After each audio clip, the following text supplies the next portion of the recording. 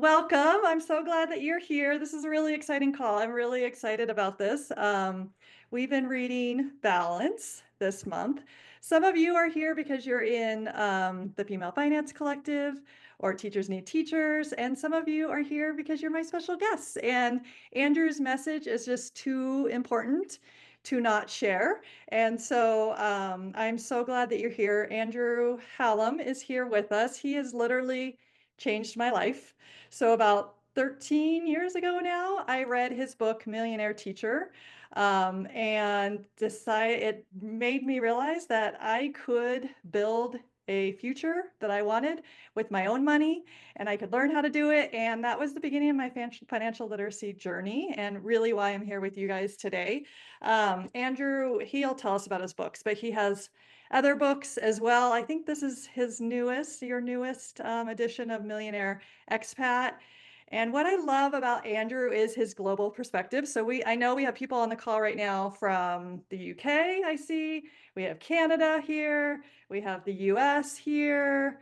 And we might have some other locations here too. If you want to tell us in the chat where you are in the world, that's super helpful too. But I just love that Andrew's teachings can help all of us, no matter where in the world we are and no matter what kind of passport holder we are, because depending on those factors, we can make different decisions on investing our money and such. So welcome. Thank you, Andrew. Really appreciate you being here with us today. I'm going to let you go ahead. Oh, it looks like we've got Kentucky, Canada, Ireland, Vegas, USA. Awesome.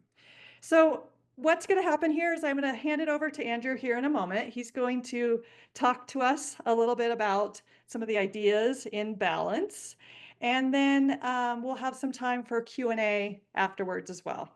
So it should work out if you want to put questions as we go in the chat, and then we can answer them at the end, or you can just hold on to your question and unmute at that time. We also have a couple questions that were put in the groups that for people that couldn't make it that wanted their questions asked too. So I'll try to get to those as well. Okay, well, introducing Andrew Hallam. Thank you for being here, Andrew. Thanks, Sybil. Pleasure to meet you all, though I haven't really met you, but hopefully at some stage I get a chance to bump into, stranger things have happened. Stranger things have happened. I was in Panama, in the mountains of Panama, and I was riding my bike, and there was this couple that was walking down the mountain. I started chatting with them, and I had a helmet on and glasses, and they said they were from Dubai and they were Dutch. And they just started to chat, and they said, "Oh, you're a Canadian. That's super cool. Have you ever been to like an Andrew Hallam finance talk?" And there's no one around, like it's this mountain. And I said, "Yeah, I have actually." And I said, "I've been to all of them."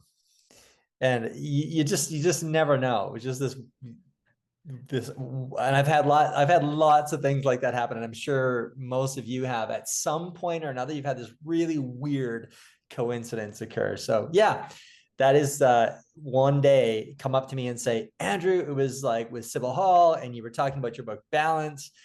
And in terms of that book, the reason I wrote that, I think, is just I know the reason I wrote that is just there was such a warped conventional concept or definition of what it meant to be successful. People would talk about success. And even as a teacher, people would say, I was a teacher for years, and people would talk about a student that went on to be really successful. And I started to think, like, how do we really define that? Like, what does that mean? And I didn't want to be a jerk and like put my colleagues on the spot and ask them, okay, well, what does that mean? Because I knew exactly what they meant. It meant that they'd climbed some corporate ladder. It meant maybe that they graduated from Harvard, climbed a corporate ladder, was making a lot of money, and was head of a law firm. And that's what made them a quote success. So I started to ask people questions, as I do. And whenever they wanted to do something or were inspired to do something, or whatever they had achieved, I would ask them why they actually wanted to do it. whatever that was. Like, you want to buy a big house on the hill, or you want to head your own law firm, or you want to be a teacher, or you want to run a marathon. And ultimately, if I kept asking the question, like, why do you actually want to do these things? Why do you want to raise your children in a certain way? If you keep digging with that question, ultimately you'll get some sort of derivative of life satisfaction. Like, it will make me feel good. It'll make me feel right, make me feel purposeful. It'll just the right thing to do. Okay, then that's kind of interesting. So, though often these things were connected with, when we look at success, connected with money or business, like climbing some kind of corporate ladder. But if life satisfaction, or if success truly is life satisfaction, when you start asking people why they did something, ultimately they'll say, because it'll make me feel good. I started to look at and figure, all right, now how do we define that? Why don't we reverse engineer life satisfaction? Because truly, isn't life satisfaction success? That's what success is, full stop. That's it. No more, no less. So how do we reverse engineer that? And so I figured it was kind of like a four-legged table. Like, we need a certain amount of money naturally. So that's one leg of the table. We need purpose. We need a reason to get up in the morning. So that was another leg. We need to be able to maximize our health to the best of our capacity. That's a third leg. I have a friend who's a partial quadriplegic. And you might say, well, Andrew, then, but based on your definition, he can't be successful. But he can be, because he maximizes the health to the best of his capability. And then the fourth leg would be, and the most important leg of all, is the relationship leg. And so as I saw it, unless you had all four legs on that table, holding that table up, unless you had that, the question was really, could you be truly successful? Where a lot of people would do is they take the money leg and they would make that leg thicker and thicker and stronger. And it became often at the expense of other things. And so a few of you have probably heard of the Easterlin paradox. So there was a professor named Richard Easterlin in the 1970s. He wanted to see, like, does income actually increase life satisfaction? And what he found was that, yeah, to a point. So if you don't have shelter, if you don't have enough food, money for food, healthy foods, if you don't have enough money to, maybe go out and enjoy some kind of experience from time to time, then yeah, not having enough money can make you miserable. So life satisfaction increased with earnings up to a certain point, and then there was a plateau. And it's kind of funny because people still talk about that research and they still like toss that number out. So many of you have probably heard it's like 70,000 US dollars. But this is really, really old research, and it wasn't indexed to inflation. So you see so many people, you even you'll see it in newspapers, like you'll see it in online articles today in 2025, where people will throw out, yeah, $70,000. Beyond that point, life satisfaction reaches a satiation point. And that's kind of funny because we have an inflation, which is one thing that obviously erodes the buying power. And then more broadly, Purdue University did a study with 136 different countries to see, like, does that actually hold true? So if we ask people how satisfied they are with their lives, and then we ask them what their levels of income are, do we see that correlation of happiness increase? Or I should call it life satisfaction, because happiness is more of a fleeting thing. It's a moment to moment thing. Sometimes I use it interchangeably, so I'll apologize for that. But truly, it's life satisfaction, not so much happiness. But life satisfaction increased with income up to a point. And just as Richard Easterlin found, there was a satiation point. And what the Purdue-based university study found with 136 countries is that beyond a certain point, there was actually a decline in life satisfaction. And that's not to say that everybody who earns $200,000 or $300,000 is less happy than someone who earns $110,000. But on aggregate, that was the reality. And so when you go back to look at that four-legged table, what the theory is that other components of that table get sacrificed for a really high income job. So high income jobs tend to bring with them higher levels of stress, longer working hours, less sleep, which is recuperative, mentally and physically, less time able to be spent with family and friends, less time to exercise. And so this is one of the main reasons why we have that life satisfaction satiation point and then the downward move. And then herein lies the biggest irony, is that we as people, if asked, would you like to earn more money? Everybody says yes. Just about everybody says yes. It doesn't matter how much money they earn. You go around and you start asking people that question, and almost nobody has enough. They want a higher level of income. But the behavioral science on that is fascinating, because what comes hand in hand with higher levels of income, more often than not, is lower levels of life satisfaction.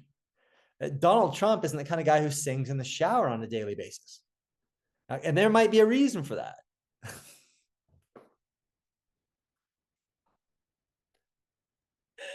Okay, that's funny. Any thoughts or questions or anything so far? I don't want to just be like talking at you guys. I'd love to hear your thoughts. I guess I'll just say a few of us were just talking this morning. We're in a membership, and we just said how the leader of the membership seems to be, as wonderful as she is, she seems to get more and more stressed or be down with health issues as her membership grows, and there's more people to manage. And and I had just said, we're all like wanting more money. We're trying to have these side gigs, but at what cost, right? We have to watch and see that we're not, to be a CEO of a company is a lot different than having some income coming in as, passive income to take your family on a trip. There's a very different purpose there. And we have to be careful of what do we want and how far do we want to push things. But with that conversation we just had about an hour ago. It's interesting, Nicole, too, because it's sort of like in so many cases, I think it's human nature, but we will all say, well, that won't happen to me. I'll be the exception. And, you could ask somebody, well, you realize this job will, double the amount of work time that you've got to have and likely increase double the amount of stress. And yeah, maybe it might double or triple the income, but there's so many people then that just go, well, it won't happen with me. I'm going to manage it. It's not going to happen to me where I'm not, I'm not going to be more stressed. I'm going to have lots of time for exercise, lots of time for sleep. Yeah, it's like that with a lot of things, isn't it? We're all above average drivers too. And I know that I'm really careful too, not to, like, when people say to me, like when young people really want to strive, like I'm certainly not saying don't do that. Don't follow that path, because I don't really know. I only see the aggregate data on this, and there's no way that aggregate data does end up resulting in every single person naturally feeling this way. So if you look at, another thing that I talked about in the book Balance was Daniel Kahneman, who was a behavioral psychologist. He died 2 years ago, or last year, I believe. He won a Nobel Prize in behavioral economics. And he said, we don't really know, based on his lifetime of research, he says, we don't know what makes us happy. And so in most cases, that's really kind of strange. And what he's saying is there are two types of happiness. One is called reflective. Reflective happiness is that which makes you think, okay, I will be happy if, I'll be happy in this circumstance.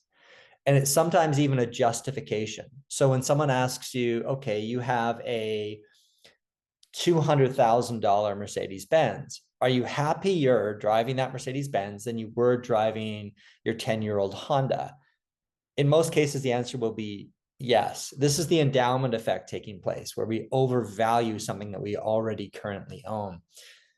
Daniel Kahneman talks about this as reflective happiness. It's what we actually think.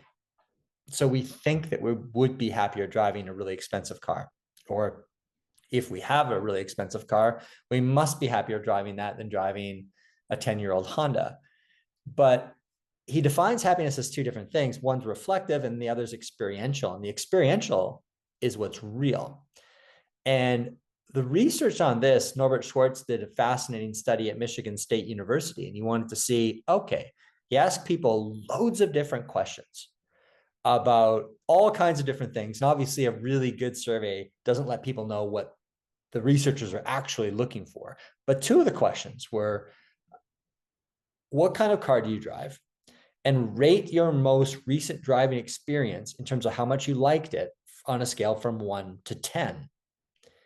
And what he found was that people that drove high-end vehicles do not enjoy their driving experiences any more than people that drive junkers.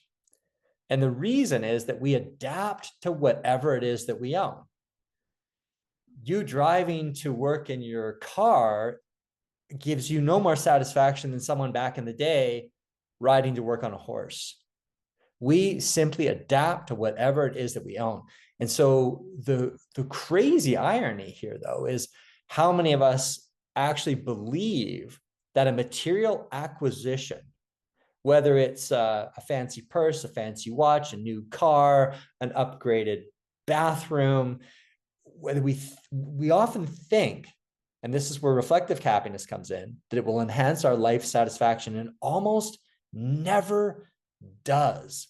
So I referenced a study on home upgrades that were done in Germany, and people were asked whether their life satisfaction was higher after the home upgrades.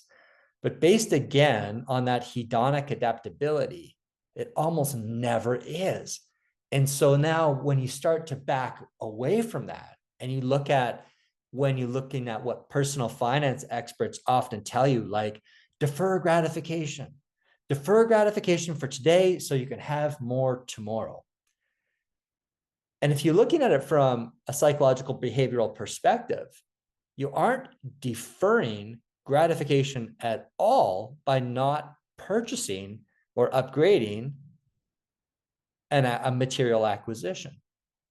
So there is no deferred gratification. There's just what we think is deferred gratification. And what we do know is that debts do lead to misery. They do lead to lowering levels of life satisfaction. So when you look at certain people, and they might earn hundreds of thousands of dollars a year, but if they spend hundreds of thousands a year and they've got lots of debt, they're actually going to be far less satisfied with their lives, because debt, more often than not, does contribute to a level of misery. And so when we go out to buy these material acquisitions, often feeling like we're going to be enhancing our life satisfaction, it actually has the opposite effect. And the research suggests the only thing that we can spend our money on truly that does enhance our life satisfaction quite consistently is experiences, and especially when those experiences involve people we love. And so if you're spending money to spend time doing something unique where you're building a memory with people that we love, these are the things that we truly want to be spending money on. Thoughts? Andrew, do you see Jules has her hand up? Jules, did you want to share something? Yeah, just talking about the whole car thing and the house thing. So interesting. So I'm trying to downsize. I'm trying to be in as small of a place as possible, drive the least expensive car, the whole bit. Like that's where my head is going at 58 years of age. And my husband's the other way around. He wants bigger, he wants better. And it doesn't matter how big it is. It's not enough. And so felt like you were speaking to me. But it's so interesting. You know, your book gave me hope for a woman at 58 years of age wanting to exit my day job in a year and a half when I'm 60 and move from Canada to Spain or possibly Panama. And I've lived in Spain twice, but I haven't traveled like you and Sybil. But definitely wanting that slower life and craving it. But about 3 months before I launched my first journal, which is how I met Sybil, my husband lost a very good paying architectural job, and I used every penny I had, including, unfortunately, it's not, you would say, no, don't do it. I used debt as well to get it on the market. And that's, you know what, it is what it is. I am where I am. But your book gave me hope, because I was feeling like I was in this position where I was like a cornered rat. And it's like, what am I going to do now? But my journal's doing well. It's like an evergreen product. It's not selling too much per day, but it's selling every day and people like it. The reviews are good. And so that's hope for me. And then I'm going to keep growing that business. But I'm starting from sub-zero, and your book gave me hope. And you're a Canadian. I love that. I love people in the US too. Don't get me wrong. But I just loved the fact. I read one of your other books too. I can't remember the name of it, but Sybil got me onto you. So I'm so happy to be part of this community. So that's it. I'm done. Oh, I have so many questions I'd like to ask you too. But it's got to feel like also there's, if you're downsizing and the landscape for you has changed, so much about life and satisfaction is about perspective. Everything is perspective. It's sort of like, one of my favorite Shakespearean quotes from Hamlet, that nothing is either good nor bad, but thinking makes it so. And I often think about what Stephen Covey would talk about when he would say, like, live with or think with the end in mind. And when you think back to the regrets, if you were to lay on your deathbed and rattle off regrets, none of them are going to be, your husband's will not be, oh, I lost this big deal, this big contract. It's not going to be on that list. The regrets that we all have are relationship-based regrets, all of them. And so that truly defines what our value system is. And so based on recognizing that, that's where we have to be focusing our energies, not on stuff, definitely not on the acquisition of things. Stuff drives me crazy. Got to store it, got to maintain it. Yeah, we just had a good book club conversation last week about the idea of the mortality. And I remember, Angie, you asking me, it might have been 10 years ago now, like my view on that. I think it was when you were writing that blog post about my story. And I wasn't very aware of it at all. I was like, what do you mean? I don't, what if today was my last day? Like, I just wasn't ready for that at all.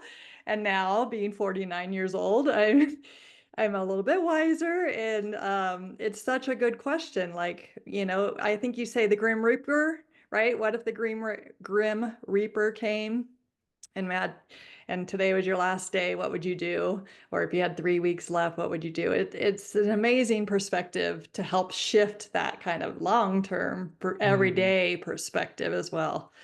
I think we get this, like, Sybil, we understand this on an intellectual basis. We all know we're going to die. Right. It's like we get that on an intellectual basis, but we rarely get that on a behavioral basis. And that's the fascinating thing. You guys should try this.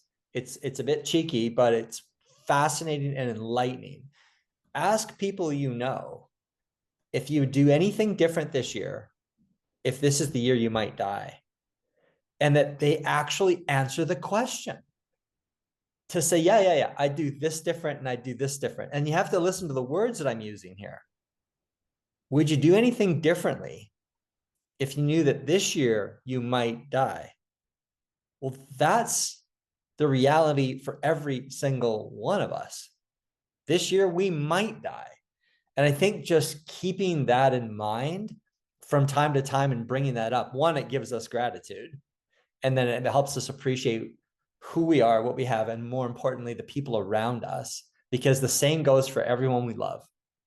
The same thing applies.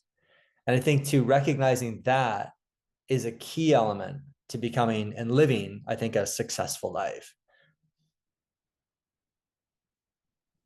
For sure. For sure. Anyone else want to chime in, share anything? I will. I really appreciate your story about adapting. Andrew, this is my first meeting with you, and now I really want to go out and buy this book. So I'm really excited to get it and read it, because my husband and I have built a beautiful mid-sized home, and we have gotten the car we wanted, but now we're looking at retirement. Our house payment is 2/3 more than our other one, and our car payment is double. And we were like, what were we doing? Because you hit the nail on the head with me just now when you were saying we adapt. I am no more happy. I am Mhm. actually sad because we retire in 10 years and we're not going to be ready. Mm. So, you know, it me striving for more at this age to retire in 10 years might be might not be the right thing to do. You know, what would I do differently this year if I knew I was going to die this year? I was just talking in a group earlier this morning about um, I have I have two small businesses that I own, and I have not paid myself in 6 years. I quit corporate. I'm actually looking at going back to corporate, dissipating one of the small businesses and keeping the other one that brings me joy. So I can't wait to read this book and figure all this out, and just, yeah, there's a lot to unpack here. So I really appreciate those words of wisdom that really hit the nail on the head. Oh, I'm glad. I'm glad. Thank you, Valerie. Somebody said to me years ago before I wrote the book Balance, I think I was just sitting around a campfire with somebody I barely knew. And he's just kind of looking up at the stars. And it was kind of random. And he said, you know, we don't really own things. Our things own us. And I asked, what do you mean by that? And he said, everything I own requires maintenance and time and money equals time. And my life is finite. And if I had less, if my life was simple, I would own my time more. And I thought about that. And maybe that was, you know, in part, a partial impetus for me just over the years reflecting on so many of the things that were brought together before I wrote that book, Balance. But he was so right. And I said in the book, Balance, that time is our only non-renewable resource.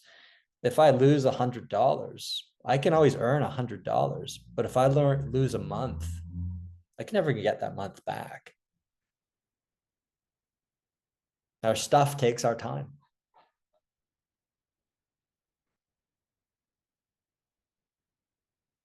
So, so true. Yep.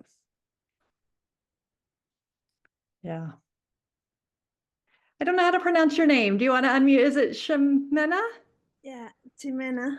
Nice to meet you. Nice to meet you, everyone. Yeah, this is my first meeting with you all. And I had a question for Andrew. I haven't read your book. I just discovered you thanks to Civil, and because you showed the other book, or Civil showed your other book, the Millionaire Expat. I wanted to ask, like, which one you wrote first, and which one would you recommend to start with? Like, if we need to start with Balance to understand Millionaire Expat, because me and my husband, we have been nomads for a while, but because I'm from Spain, he's from US, and we like to travel around. And then now he got a job here in Las Vegas, so we are like kind of settling, but it's not our dream life. We love to travel and live in different places for like a midterm, like more than 6 months maybe, and but now we are feeling like our life is changing, also because we got into because of traveling around too much. So now we have to recuperate. So now I was thinking like, oh, yeah, I don't know which one would I read first. Yeah, that's a good question, and perhaps not one that I should be answering. It might be one that some of the people who are here on the call should answer. But I will say one thing without saying one book or the other, and I'm really curious to see what some of you have said who have read some of my other books, is when I wrote the book Balance, I was saying to Sybil earlier that I gave more than 100 interviews, like radio interviews, podcast interviews. And what I found that was very fascinating is there were people who asked me, couple of people that were usually associated with like maybe a business radio channel or a business related podcast. And they view life, many of them, I found, a certain way through a single lens. And they thought it was surprising that I would write the book Balance about life satisfaction. And they said, when did your philosophy change? Because my first two books were Millionaire Teacher. So I wrote that book to basically, I wanted to call that the 9 rules of wealth you should have learned in school. But the publisher said, no, it's too long. Call it Millionaire Teacher. So I wrote that basically about investing for people that live in their home countries. And then I wrote Millionaire Expat for people that live outside of their home countries that wanted to invest money. And they asked me where my philosophy changed. Why did I stop? Why was I thinking about life satisfaction and not just the acquisition of more money? And to them, it was perplexing. And to me, I thought, that's so interesting, because I've never liked money for money's sake, but I've always liked life. And I've always known that life, ironically, even in my 20s, it sounds kind of morbid, but I'm one of these guys who smiles a lot. And I remember, like, in my first job being in a cafeteria, and one of the women in the cafeteria said to me, why do you always smiling? And I said, because I kind of get it. I get the fact that each day is one day closer to my ultimate demise. And she said, like, that is so negative. And I said, no, it's not. And she just didn't get it. She didn't get it. And a lot of the people that are really into finance, the people that are really into it, a lot of them, they don't get it either. So for me, the life satisfaction really was the root, the origin for me to want to write about money and financial wellness in the first place. It wasn't like I came to some epiphany. But yeah, I'd be curious to hear what some of you would say who have read a couple of my books. I could answer. So I read Millionaire Teacher first. That was the first one I found. And I guess probably you're only one out at that point, Andrew, because that was your first, right? But I was overseas trying to do it as an American in the States. So then I read this one. So I think, Andrew, you often answer this question of, it depends on if you live in your home country or not, right? Mm-hmm. And it sounds like, Shamina, that this one might be a really good fit. But balance is what we're like, all the aspects that Andrew's talking with us about today. So would you read one or the other first? I really am, this is my second read of Balance right now. And I love the global fulfillment life aspect of it. This one is very practical. You can follow step by step and learn how to invest your money to grow itself. And this is the system I use. I have used for the last 12, 13 years, exactly what Andrew taught me how to do. Same system in Millionaire Teacher and here, and he gets into it in the last few chapters of Balance as well. So if I hadn't read any of them, which one would I read first right now? I think I would start with Balance, and I think that's why I chose it for the book club. Because of that global, because I have the same philosophy, Andrew. It's like living the good life is the most important thing with money. And getting people to talk about money is really hard and have a positive attitude about money, because we have so many negative life experiences, or we were never taught anything about money, right? So this gets you in the door of what's money really about. It's about living your best life. So I would recommend maybe Balance first, and then, but maybe at the same time, because this book is very much like, if you're in Canada, here's some options. If you're in, Dubai, here's some options, right? So you don't have to read this book front to back, I guess, cover. Would you agree, Andrew? I'd say borrow it from There somebody, you don't go.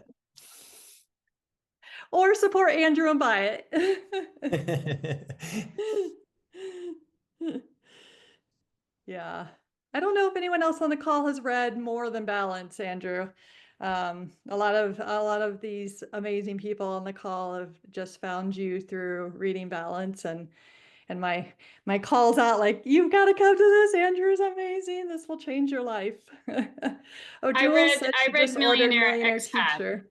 Yeah, I read Millionaire Expat Oh, okay. after you talked to me about his books. But I probably should have bought Millionaire Teacher, which I just did. Amazon. Mhm. Gotta love Amazon. Yeah, Millionaire Teacher I wrote for people that actually are residing in their home country. So you're residing in your home country. Here's how you actually invest your money. So if you reside in Canada, you're Canadian, this is how you do it. Millionaire Expat doesn't actually talk about how to invest from your country of origin. So if you're a Canadian, for example, living in Canada, Millionaire Expat's definitely not for you, because it shows you how to do it from abroad. So I'll be here for another year and a half. I have a 6-year plan that started 4.5 years ago, and I'm out of here in a year and a half, no matter what it takes. Where are you? Did you say? I'm in Nova Scotia. I'm in Halifax. Yeah. Okay. From okay. Amherst originally, but I've been in Halifax since '99, so it's my city. It's a good city. Very foggy right now. Very foggy, because it's on the ocean. But yeah, I fell in love with Spain because I lived there twice, and looking to move to the south of Spain. Lived in Madrid for a year teaching.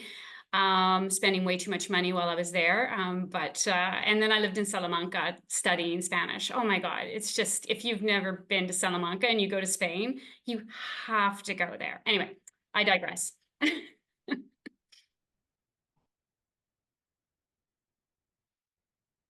I love Spain.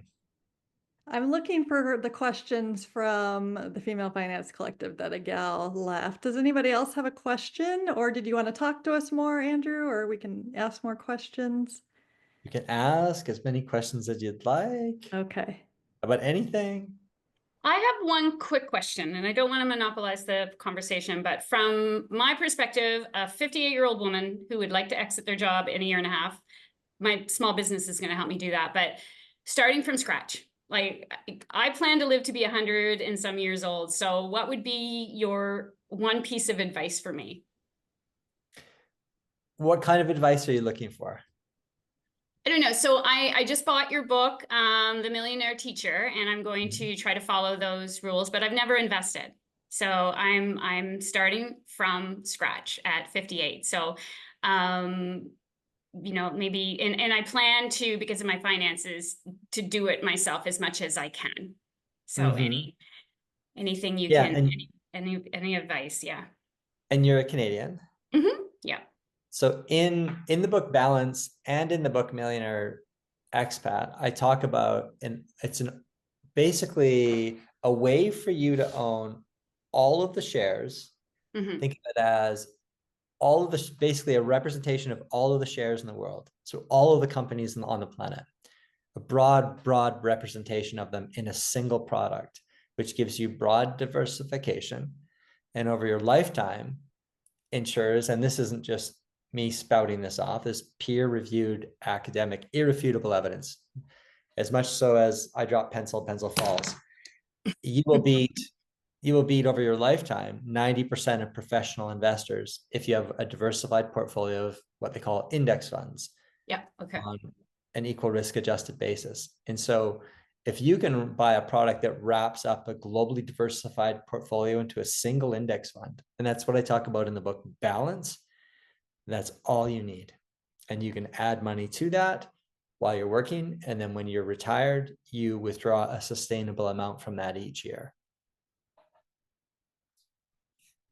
Exactly what I did. And I just dumped as much as I could in there as often as I could, automatic withdrawals when, you know, when at times when I was making more money, like when I first started in Shanghai, putting as much money in there the day after I got paid, you know, paying myself first and then living on the rest later. And then there's times in my life, you know, over the years that I can't invest as much, but that's okay. And then just leave it in there and let it grow, right? Time in the market, Andrew, you always say, not trying to time the market.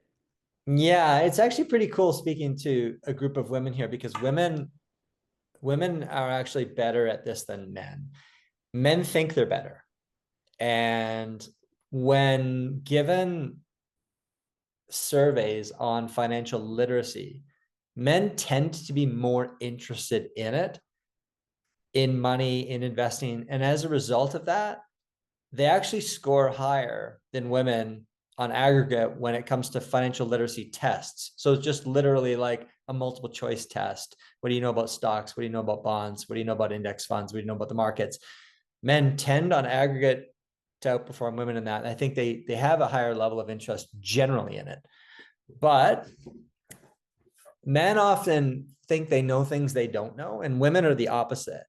Women will be capable of things and not believe they're fully capable of it. Men will be incapable of things and believe they're masters.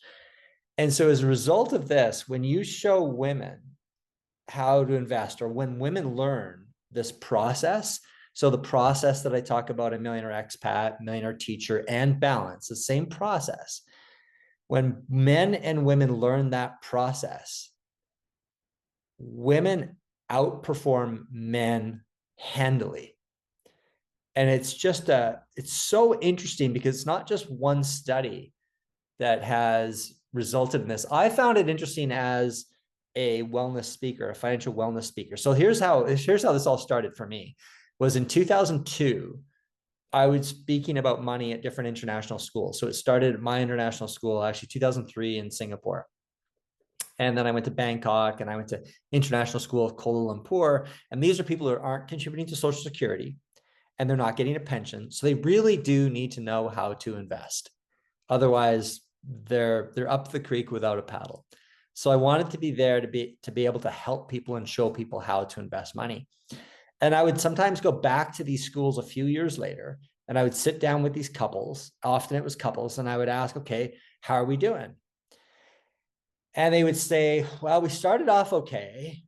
And then we bought this penny stock that we heard about through like a friend of a friend who had this inside information. And, we got our jitters during the market, and the market had dropped and we sold. And I asked, whose idea was this? Whose idea was this to stray from the path? And 9 times out of 10, like I'll say probably 9.8 times out of 10, it was the man. It was the man's idea. It was the man's harebrained idea to do it. And I started wondering, like, there's got to be something to this because it's way too consistent. And I had ended up speaking at more than 150 different international schools. And I would sit down and have these one-on-one conversations with people, with couples, and I found the same thing consistently. So then I dug into it, and I found that Wells Fargo had done a study. And basically they had looked at investment accounts, men's investment accounts versus women's. And women's investment accounts had beaten men's by an average of about 2% per year. That might not sound like a lot, but it's massive. So compounded over your lifetime, that's the difference between having, say, $400,000 and $800,000 or $900,000. So Vanguard did a study and came to the same conclusion. American Funds did a study, same thing. Charles Schwab did a study, same thing. A UK-based university did a study. A US-based university did a study. There hasn't been a single study that has not replicated these exact same findings. And so that's one of the reasons why I really like talking to women, because it's to say that whatever it is, women have something inherent that men don't have. And I think there's something about just that calmer disposition, perhaps less arrogance.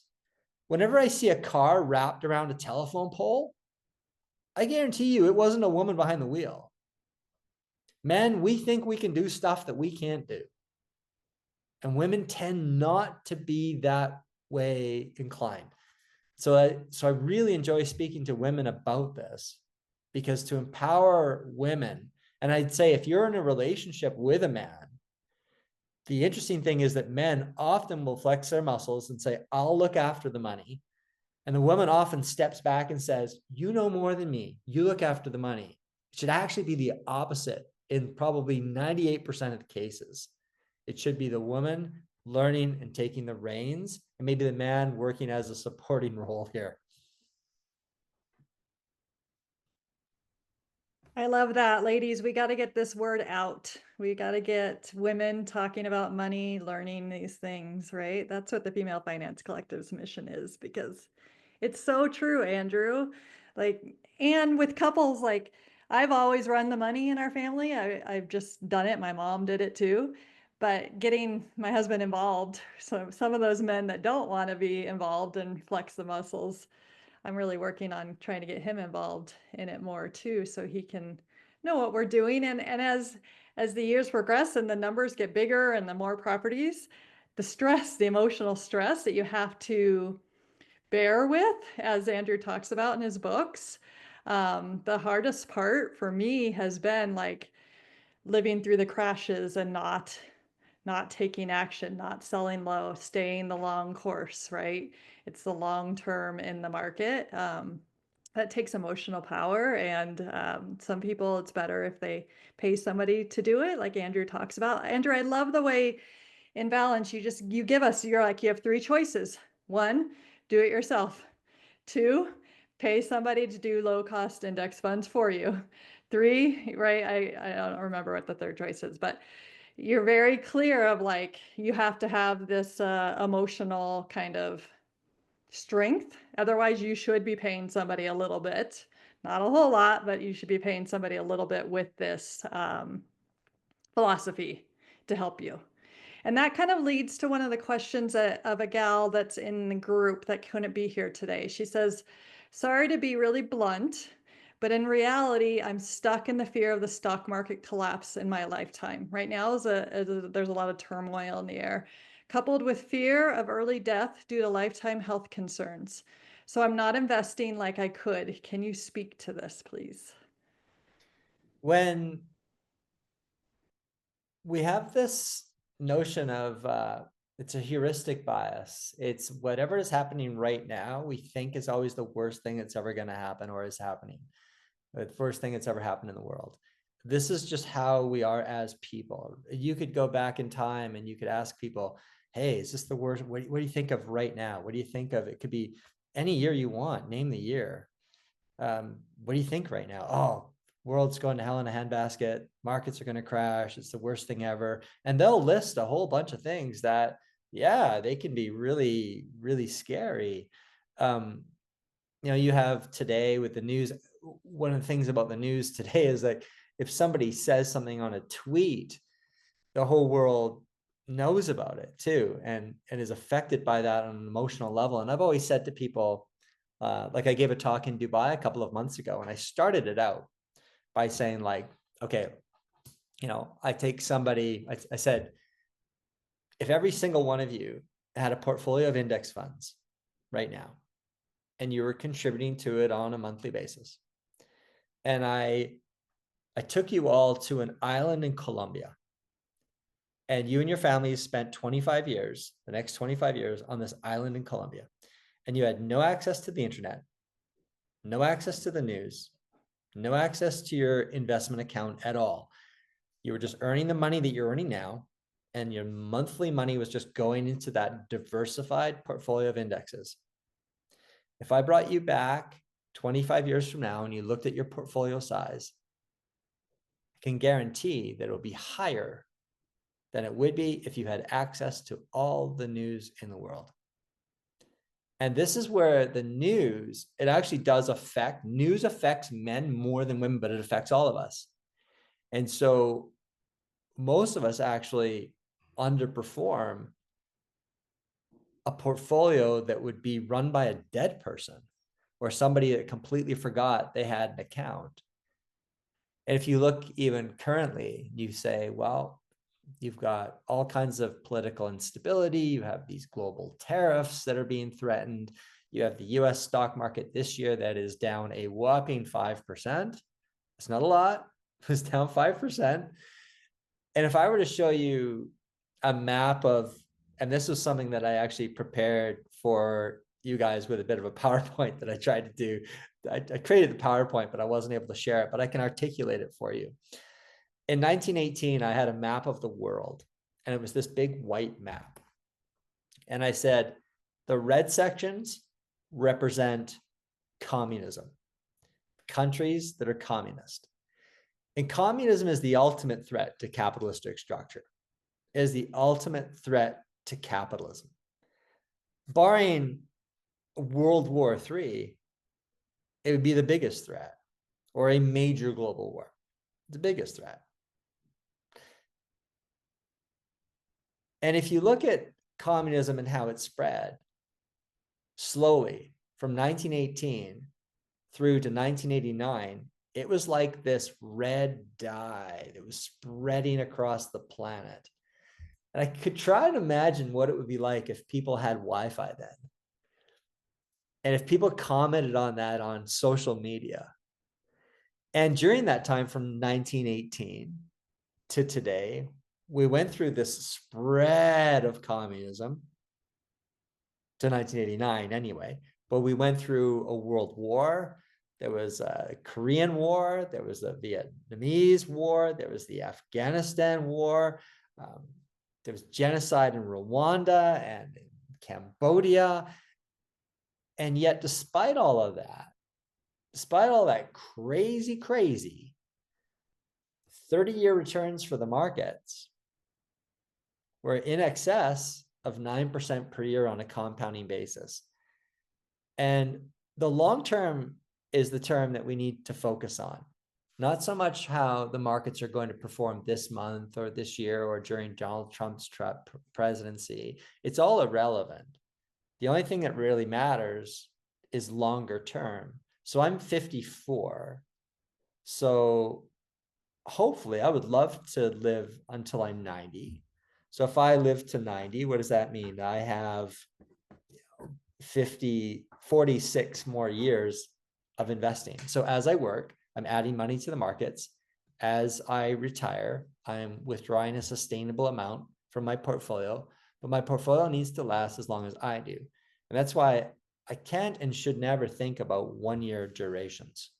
I need to think about at least 30-year durations. You need to think more in terms of your lifetime.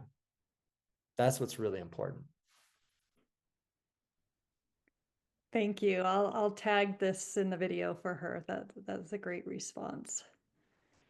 Valerie says, would you still suggest index funds if we start investing at 55? If we would be getting a sizable inheritance soon? ? Exactly and absolutely. So for Valerie, whether you inherit $1 million and slap it into index funds, or whether Sybil currently has $1 million in a portfolio of index funds, it's exactly the same thing. So if I said no to that, it'd be like me saying, no, you know what, Sybil, I know you've got $1 million in a portfolio of index funds. I really don't know if you do or not, but I'm just going to say you do. If I said no to Valerie, no, it's not a good time. It'd be like me saying to Sybil, sell everything you've got, Sybil, it's not good. You got to be out of the market. Again, this speculating is the thing that we don't want to do. We want to know that long-term, historically long-term, through all kinds of crazy political turmoil and pandemics and ideological upheavals over 30-year periods, the markets have averaged strong returns in excess of 9% per year. So if you're 58 or 59 years of age and you hope to live to 90, you've got a very long time duration. Similar age to me. Yep, we always say there's no better day to start than today. Right? You know what you know now. That's been a big thing all month is people are like, I wish I met Andrew earlier. I wish I'd read that earlier. And it's like, and now you know. So let's get started. Let's, yeah. Yeah, many people get a bit frustrated when they see how money would have compounded if they'd started when they were younger, and they say, well, it's too late for me. And I say, no, it's never too late to make your future situation better than it otherwise would be. And so if you're 60 years old or you're 65 years old and you haven't started to invest, but you would love to retire at 70, starting now at age 65 will mean that you will have more money at age 70 than you otherwise would. So it doesn't make sense not to start. Yep, exactly. So I'm going to put there's Andrew's website in the chat. So you can check him out there. His books are all on Amazon, as some of you have already found during this call. Amazing. But he's got links to them there too. Valerie has another question. How do we get our husbands on board when they have a different idea for our investments? And Jules, you were kind of saying that too, or different ideas with money.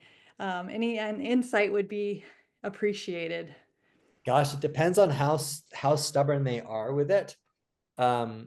I think that if they're not willing to, I mean, it's really hard just to change somebody's mind once they fully made up what their mind is. And then so I think to say, you know, I'm going to have a separate account. I'm going to have I don't think you ask for it, because your money is your money, as plural. I'm saying it's yours as well. So you're saying, I'm going to have a separate account as well.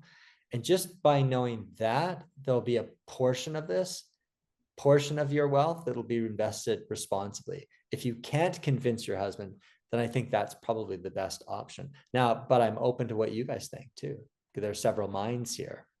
What do you guys think?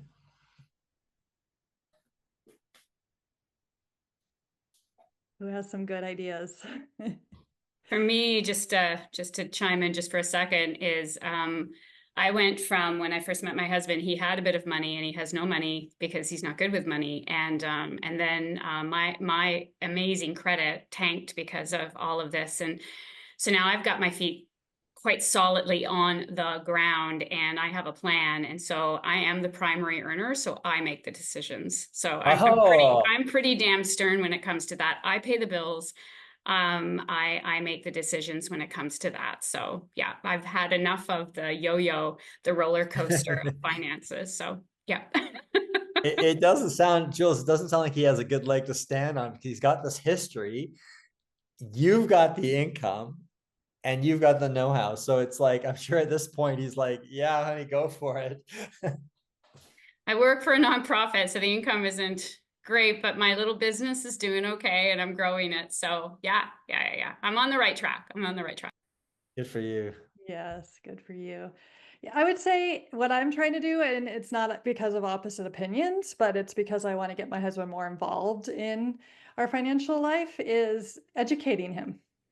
You know, sharing parts of balance with him, getting him. I use Monarch Money to kind of track and watch my money. It's an app, and putting him as a user. And you know, I'm trying to set up money dates, because before I knew, I also might have had a different opinion. I really just didn't have an opinion because I just didn't know. But if people already have an opinion on how it goes, you know, maybe there's some, I'm wanting to learn more about this because check it out. Andrew, you do a beautiful job in all of your books of tables of numbers. And if you invested this much at this percent, then for the 30 years, it would be this much. And for me, that's a really powerful argument. So sharing, you know, tables of numbers, and this is how index funds performed over, you know, lifetime. And this is how, you know, mutual funds are actively managed funds. And so I'm going to give this a try. And my plan is to put $100 in a month or whatever it is. And in that way too, that might be helpful, Valerie. I'm not sure. To start educating him. Sybil, As you learn, you can learn it together. Should have recorded what you just said and sent that to my publisher, because when I submitted my manuscript, they said, let's take out all the tables. We don't need tables. Oh, okay. I'll send the recording to you. You can use that. We want all the charts. I love the tables. Take them out. They said, take them out. Well, it's descriptive. It's visual. It's got to be visual, right? Yeah. Yeah. I'm definitely a visual person, and to see those numbers compound, because we haven't even talked about so much here, but the compounding aspect of these index funds. I have a little Acorns app, which is a robo-advisor here in the US that I use. And I started it 10 years ago as a fun, $1 a day per kid kind of fund. And I didn't know what I was going to do with it, but it invests all into ETFs, which are, Andrew can tell you better, but the same thing in a way as index funds. And it's paying me now more in dividends every month than I put in. So recently I've been putting in $30 a month. I don't even feel it, right? It's up to $17,000. And now I'm like, oh, that's a semester tuition for my daughter that I just built and didn't even realize I was building it, right? It was that couch potato philosophy of just $30 a month came out and you can do roundups. And so you talk about robo advising too, in the book. And I think that's a really good, easy option. Set it and forget it. That's one of your chapter titles, isn't it? And it works and it adds up. And my sister started it with me and she stopped. And now, I'm able to say, look, I've got 17,000 from doing $1 a day. And she's like, I shouldn't have stopped. Right. And that's the key thing, and just having this little bucket of money. I didn't know what was going to happen with it. And I'm like, okay, there's a semester of college. Wonderful. We do have a couple more questions, Andrew, if you have time, and everybody else, but I also want to respect your time. I'm good. Yeah. Anybody You else, if okay? you want to leave, then of course you can Okay. leave. Let me see. Shamina, what are your opinions on day trading? My husband, sorry, my vision's like hurting. He tried and didn't go well, thinks I could do it better. Research suggests that the more we mess with our money, the less money we make. And so investing is like a bar of soap. The more you play with that bar of soap, the smaller it gets. And so while somebody might make, maybe if the entire markets are rising, there's a nice upward tide, they might make money day trading over a 10-year period. The odds of them keeping up with a portfolio of index funds over a 10-year period is really, really low.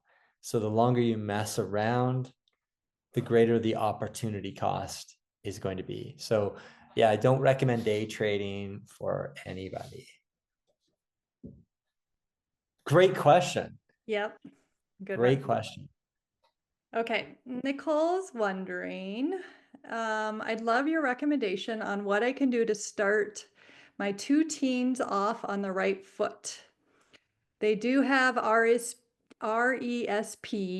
for their education, but what can they do now to ensure they have a nice nest egg? Such a good question, because when people see how money compounds so powerfully over time, one of the things that they instinctively want to do is they want to make life easier for their kids and put money aside for their kids so that that money can compound like a snowball. And it really does compound when you have time. It's incredible how small amounts of money can become massive amounts. But the risk here is you almost disempower them. You almost create a version of a trust fund child, someone who hasn't built their own financial muscles. If you're not good with money and you win a lottery, you're not good with money and you go to the NBA and you make millions of dollars a year, you're not good with money, and your parents, though, on the side have tried to help you by building this portfolio for you, you are not going to be good with money. And so to think that we can end up just handing this growing portfolio to a child and know that that child as an adult is going to be responsible with that money is mostly a pipe dream. And so many parents say, well, not my kid. No, my kids, it's going to be different with my kid. And that's the same as, well, it's not me if I win the lottery. No, I'm going to be different.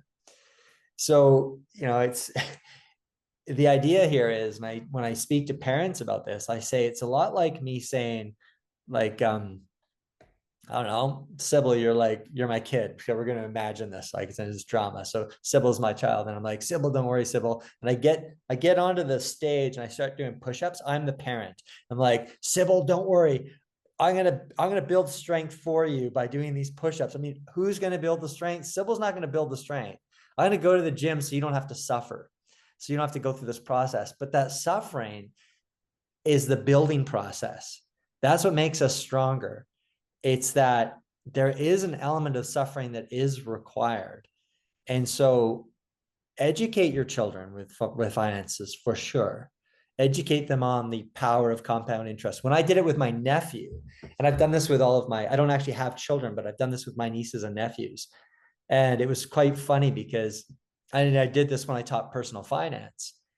Do this the right way, and the kids are going to be fighting to get to do this like now. I want to do this.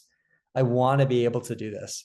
So the way I did it with my nephew is I said to him, like, hey, do you realize that two scenarios here? Most of your friends will start investing for their future in their 30s, maybe early 40s. You can start investing for your future at 18, just a little bit. And if you and your friend earn the same amount of money over your lifetime in terms of your jobs, and over your lifetime, if you invest less money than your friend, therefore giving you an opportunity to spend more of your income, because you started investing early, even though you invested far less over your lifetime, you can end up 2 or 3 times as wealthy. Now, I actually would take them through the process and show them this. So I wouldn't just say it like I've done it verbally. I say, here's you, Nicholas, and here's your friend, Toby. Toby starts saving at age 35. Toby starts saving $2,000 a month. You start at 19 and you're saving like $2,000 a year or $3,000 a year or whatever it is. And the difference is phenomenal in that you can actually save less over your lifetime, therefore enabling you to spend more of your income over your lifetime. And kids like to hear that. Oh yeah, I get to spend more of my income as I'm earning it than Toby. Oh, and by the way, I end up twice as rich as Toby. Yeah, so this is how I used to do it when I taught personal finance. It's getting kids to actually want it. We can't tell them what to do. We know that. They're not going to be interested in like, oh, I'm going to do this because Uncle Andrew or because mom or dad or whoever has told me this is a smart thing and they've showed me this math. No, you've got to create in them that inner want by getting them to do this math themselves, and just by asking them the questions.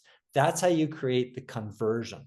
That's how you create the desire. And at that point, yeah, you can actually show them, guide them to begin investing small amounts on their own.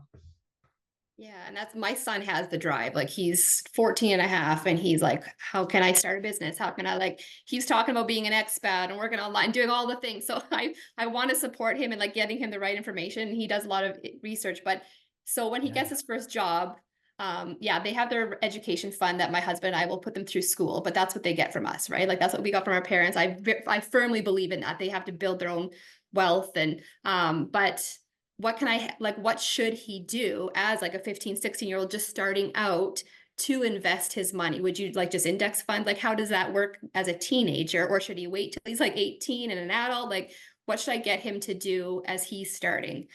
What's your nationality and where do you live? What country do you live in? I'm in Canada.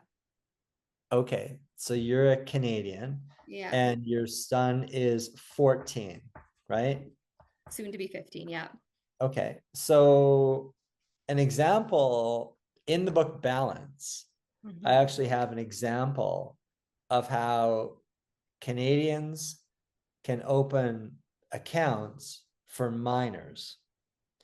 And I use the firm as an example, CI Direct Investing. So it's in the book Balance where I actually explain it.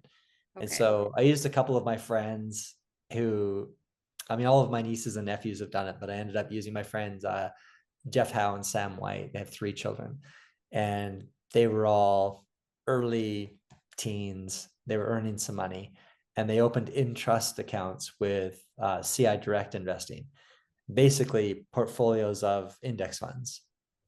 And so when the child reaches the age of majority, the ownership of that account converts to them. So depending on the province you're in, if you're in British Columbia, that age will be 19. If you're outside of British Columbia, I think in most provinces it's 18. And at that point, your son can open up a TFSA account and can invest up to, I think it's about $6,500 a year, which is a tax-free savings account, and basically transfer that money across. Okay. Awesome. That's what I've done for my kids here in the US through Vanguard, custodial accounts. Yeah. And To then the they're Uniform invested Gift to Minors into Act, index right? funds. Yeah.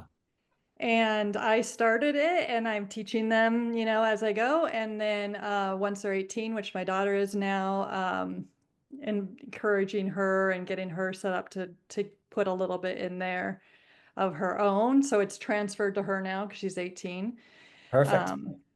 And And so, when she's yeah, earning money, she can transfer that money to an IRA, right. and then she can invest in an IRA in the States. Yeah. Yes. Which for just IRAs, these things have tax advantages. So there's different strategies to where you put your money and when you can do that. So just And in the UK, there were a couple of people who were, I thought, or one person was from the UK on this call. we have Ireland for sure. I might have Ireland. misspoke. Yeah, Alvern's from Ireland. Okay. And most countries end up with the same sorts of advantages or the same sorts of accounts that they can actually open. So I know in the UK, it's called a SIP, an SIP account, SIPP account, which is, again, a tax advantaged account. And there's only a certain amount that can be added to it.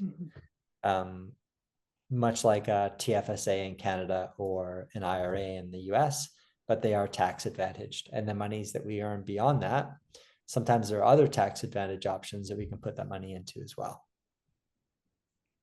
Yeah, and then once you have that kind of that brokerage or that kind of account, you can invest in the index funds and ETFs.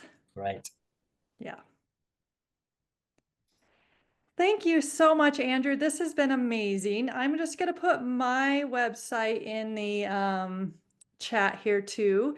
If any of you that came as guests, I appreciate you coming. And if you want to join us in Teachers Need Teachers or Female Finance Collective, you can get there on that website. No pressure. I'm so glad that everyone is here. This has been so informative and such a nice, intimate conversation, Andrew. We are so lucky to be able to sit in a room with you with all the wisdom that you've shared today. Really, really appreciate it. Let's see. Which one of the books cover Ireland? Real quick, Andrew. Ireland, I get confused with Ireland because Ireland is like, I can't remember whether it's northern or southern, and one's on the Euro, so one's in the EU, and one is not. So which part are we? In the EU. Okay, so you can, which book would be best for you?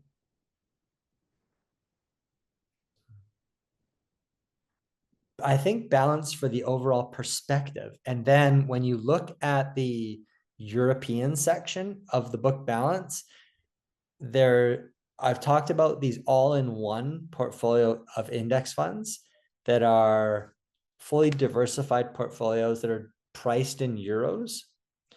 And those would be the products that would be best for you. Okay. And thank you for supporting Andrew and buying his books too. It's super helpful. He's a small business owner just like many of us, and that's much appreciated. And thank you for your participation in the book club and showing up today for yourself. I hope that this has been that fire to get you started if you haven't started yet. And the book club is still ongoing in both communities because I'm a little bit slow and fell behind when I went on vacation. And so we're going to keep up the conversation about balance, and this video will be housed in both communities as well if anyone wants to watch replays and such of it. Okay.